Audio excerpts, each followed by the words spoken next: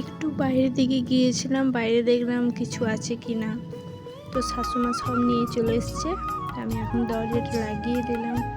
আর এইদিকে দেখো কত ম্যাগ করেছে।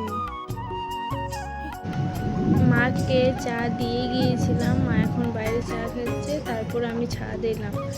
ছাদে অনেক সুন্দর হাওয়া দিচ্ছিল, তাই আমি একটু ছাদে থাকলাম।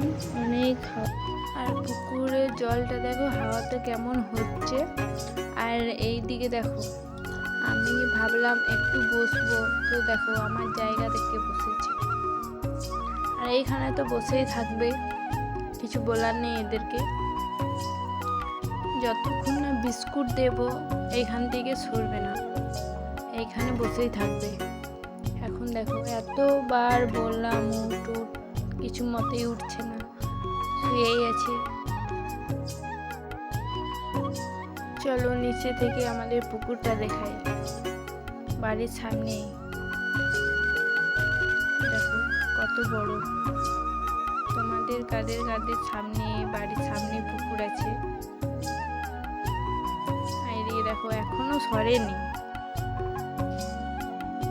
দেখছে, দেখো কেমন করে দেখছে আমাকে কি করবে। তারপর দেখো আর একজন আসবে, এইখানেই বসবে, কিছু বলার নেই। দেখো কেমন বসছে, দেখো।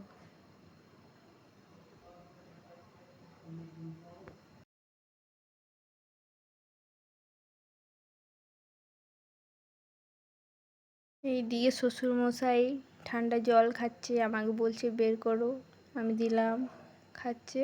আর এইদিকে দেখো দুটো বিস্কুট দিলাম এদেরকে, কেমন উঠে পড়লো দেখো। আমি দিচ্ছিলাম, তারপর বাবা বলছে আমি দিচ্ছি, দাও।